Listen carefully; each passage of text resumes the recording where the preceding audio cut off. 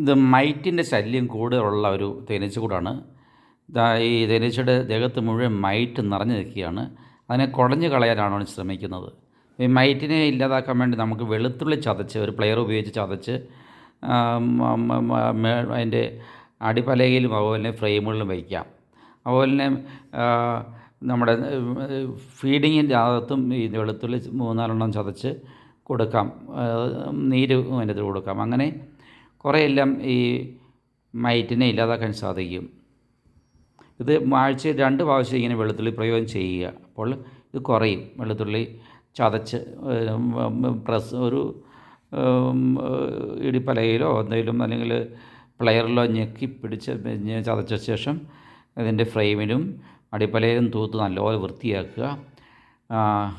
ഇത് പൊക്കോളും കേട്ടോ. ഇത് സാവകാശം പൊക്കോളും.